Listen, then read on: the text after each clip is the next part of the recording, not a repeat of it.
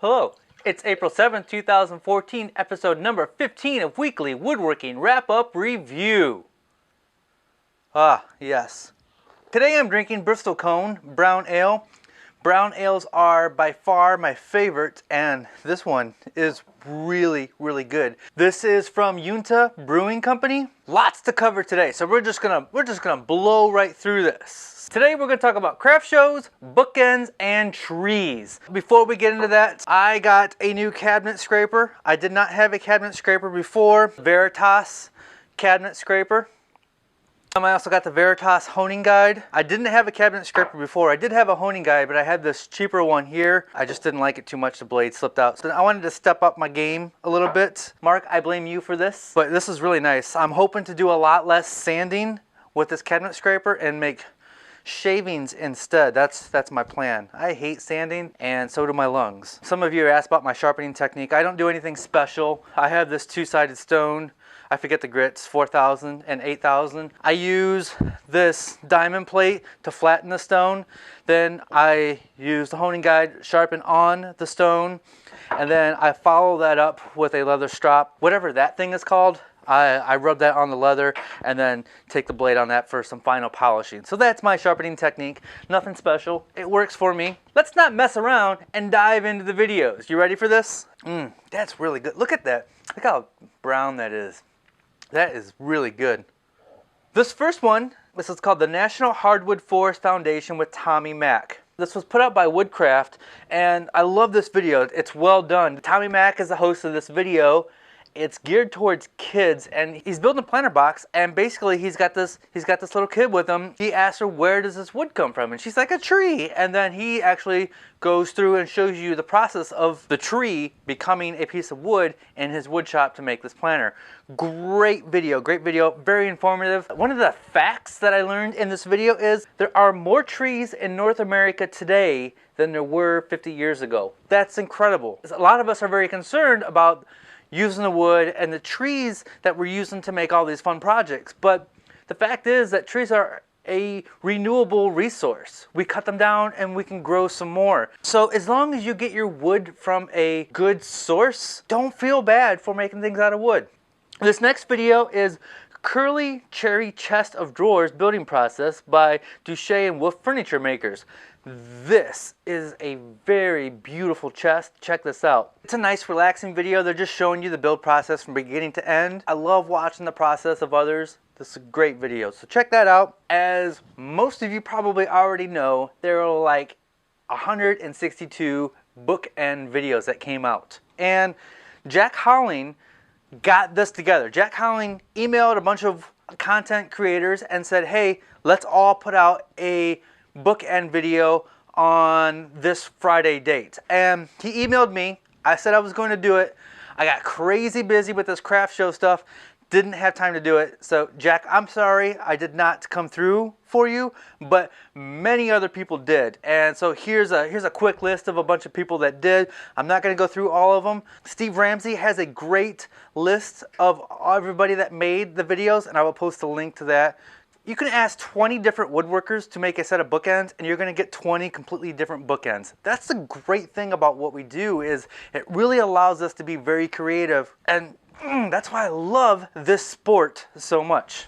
Now, the meat of today's show is selling your wood crafts at handmade events and craft shows. I've done a few of these, and I'm going to give you some information of what I found works. I've had some good success, and I'll just share what I've learned. One of the key things to know about these craft events is you have to know your audience. So if you're selling stuff at a wine and cheese event, you're going to want some high-end stuff. First rule is know your audience and sell to that audience. I have found that cheaper items sell better than more expensive items. In the past, I made a lot of bandsaw boxes, and I would take them to these events, and I would only sell 1, 2, sometimes I wouldn't sell any.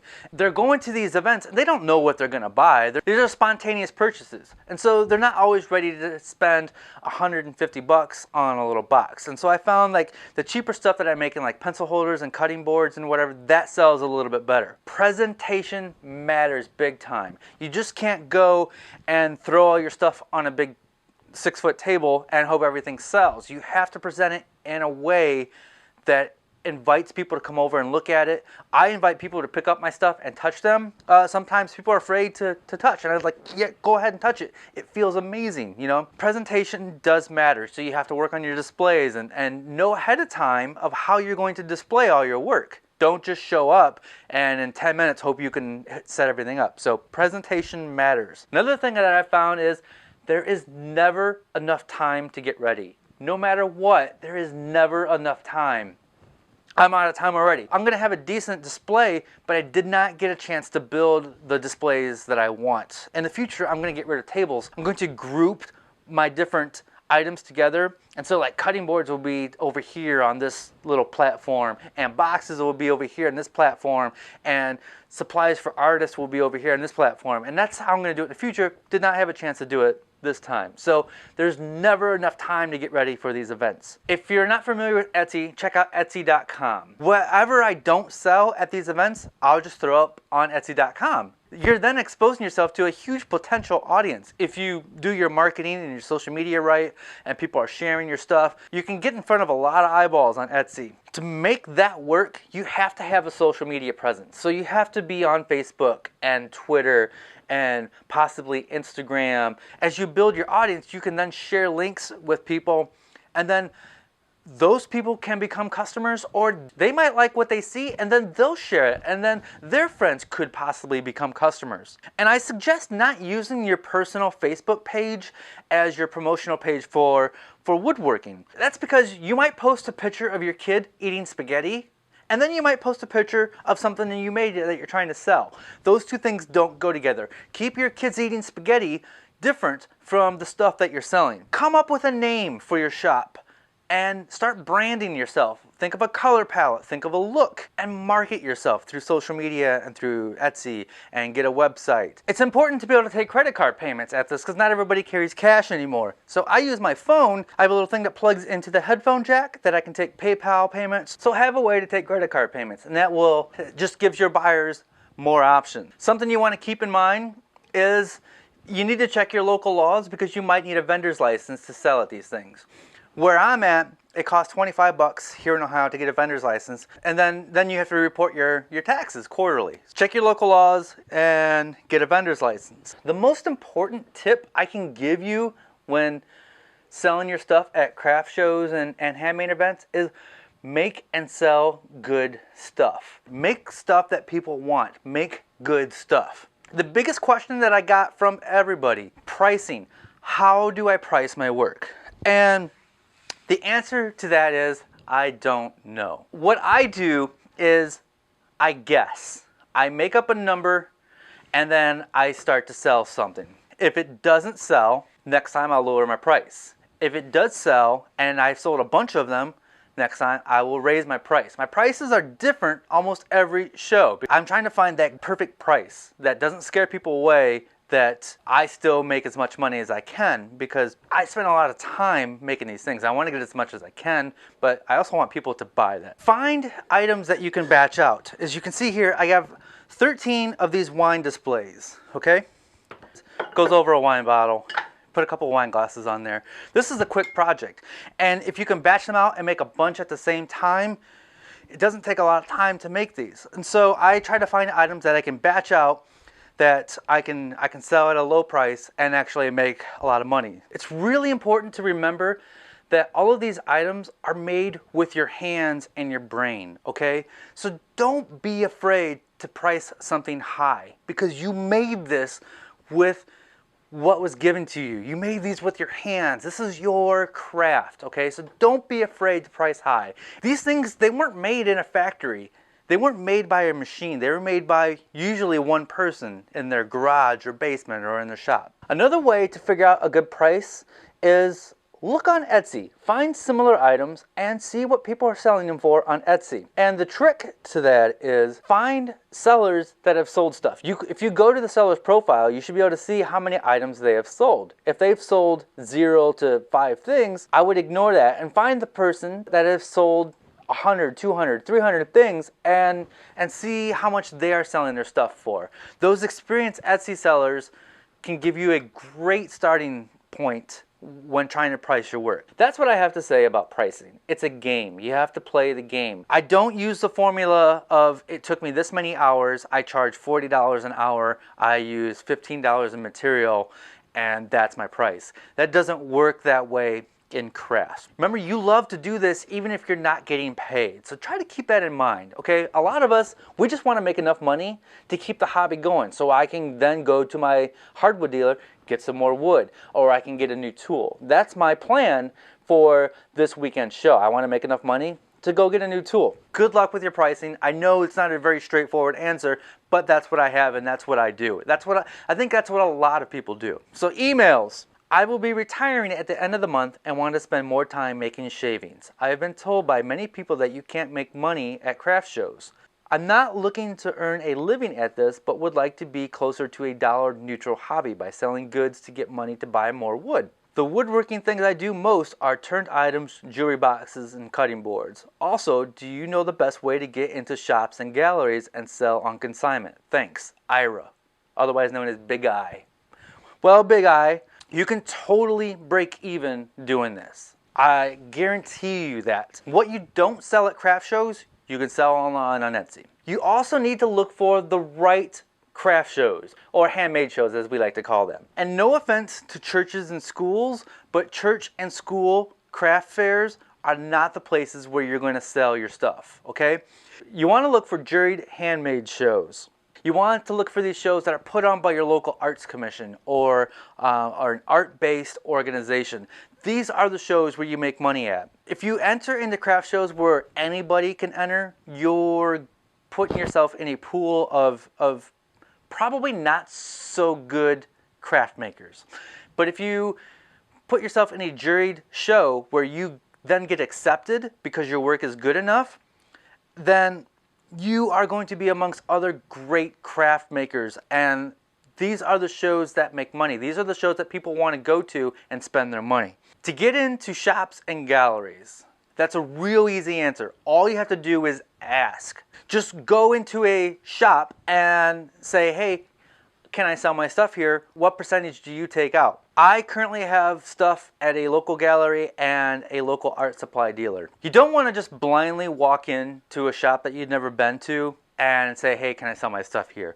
You want to become a patron. You want to buy stuff there. You want to become friends. You want to get to know those people. That's going to allow you to have a better chance of getting into these shops and galleries. Really, the best way to do that is have people ask you to sell their stuff at their stores or put your stuff in their galleries. And to do that, you have to get your name out. You have to be part of the community. You have to get involved in art events, whether you're volunteering or whether you're showing or what. Just get your name out there. Social media is going to help. Social media and your website is going to help you get your name out there. So you're not going to sell a bunch of stuff overnight. It takes a little bit of time to make your name and to get known and to get into these shops. Thanks, Big I. That was a great question. Next question is, how much does a person have to pay to be a vendor at one of these events? Nick. There's a great big range of what it costs to get into these events. The one that I'm getting into this Saturday, it's called Maker's Mart, and it's happening in Toledo, Ohio. It costs $5 to apply. And then if you get accepted, it costs $60 for a table. Now that's on the low end. There's some other great handmade shows. There's a big one in Nashville called Porter Flea, and it's $15 to apply.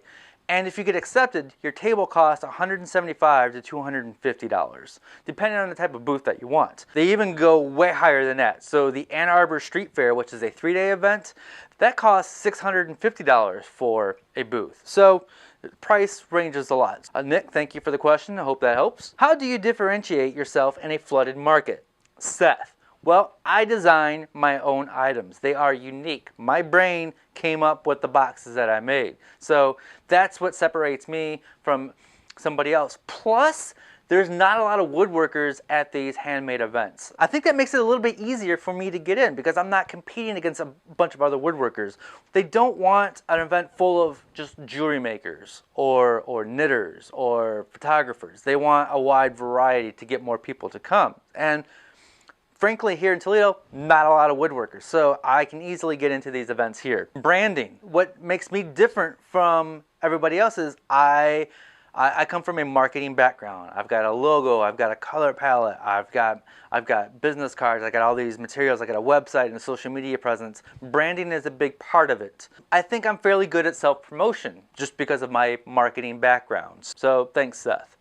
Was wondering how much stuff you make and take to the shows. Not knowing what sells at each and every one, would making a book of stuff for people to look through of things that might have sold out or too big to bring a good idea. Wanting to do my first one later this year. Thanks, Joe. Joe, that book idea is a brilliant idea. I wish I would have thought of that myself. I'm out of time to make a book. It's not always about making a sale. Sometimes it's about getting your name out there. And so having a book at your booth for people to flip through, you can actually show off some furniture and show off your skills, and maybe that leads to a commission later on. Or these are things that I made in the past, and that could lead to commissions or people wanting to order stuff from you directly. So the book idea is a great idea. I'm going to do that next time. How much to bring? Bring more than what you can display. You want to bring too much. Having too much product to sell is a good thing because you never know how they're going to go. So if you sell out of something, you just replenish it. The other trick is don't flood your table with everything.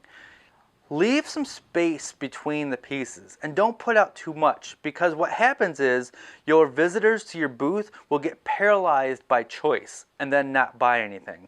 So don't give them too many choices. Look at these wine displays. I used to make them out of all kinds of different woods, and I would put them all out there and it'd take up a huge space on my table, and people would flip through them trying to figure out what they wanted. Red oak and walnut. That's all I'm selling this time. I'm not giving them a choice. Don't flood your table with too many options. What would make the show successful for you? How many products do you want to bring?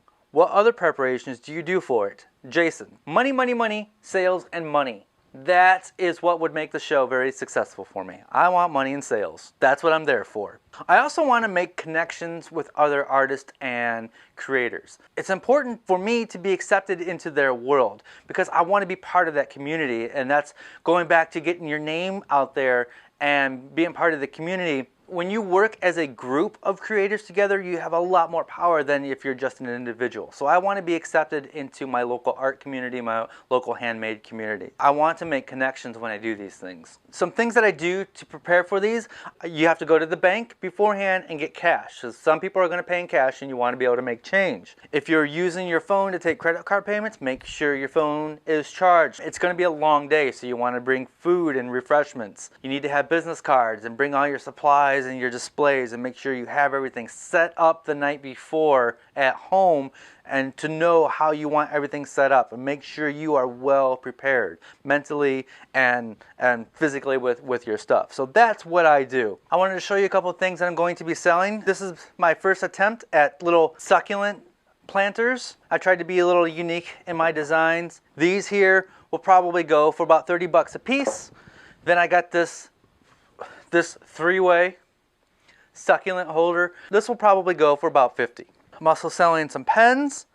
I'm thinking around 25. I'm not sure yet. Somewhere around $25 for some pens. I made some clipboards. I don't know if people still use clipboards these days, but I got a request to make some, so I did. So clipboards, 25 bucks a piece, I think. This is a big, thick, large cutting board made out of walnut and maple. This will probably go for around 80 bucks. Just some pencil holders, and here's more pencil holders. This one in particular, this is for an artist. This holds a set of 24 graphic pencils. This holds a set of 12 graphic pencils with a hole for brushes in the middle. So I'm catering to some artists because I know there's going to be artists there. This is a waste piece of from a box, so this is just a scrap. So I drilled some holes in it, turned that into a pencil holder, 15 bucks. Otherwise that would have been thrown in the burn pile. I got these wine displays.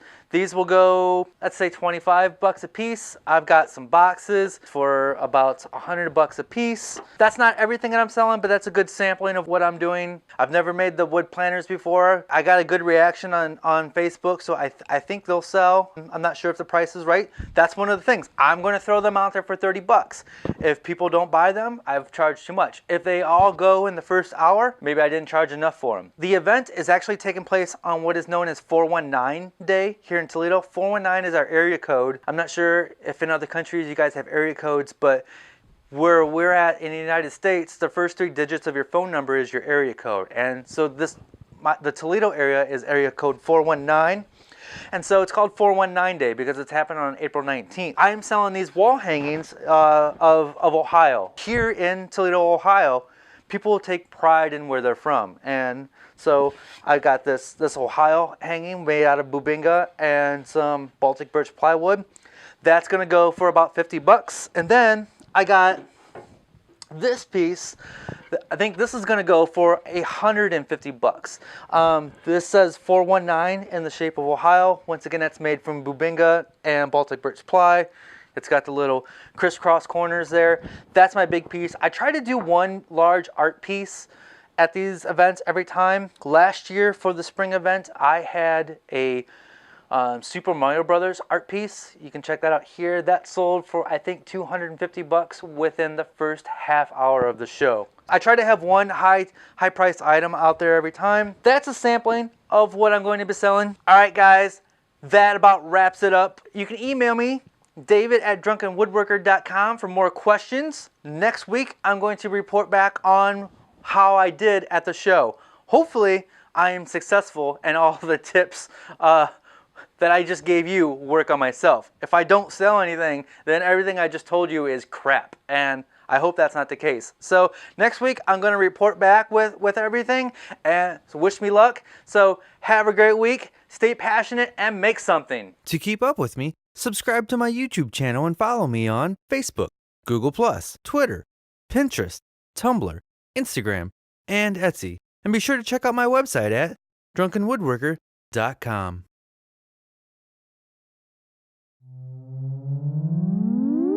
The truth about trees covers many different things, from the branches to the roots and even the rings. The truth about trees is more than the eye can see, from the products that we all use to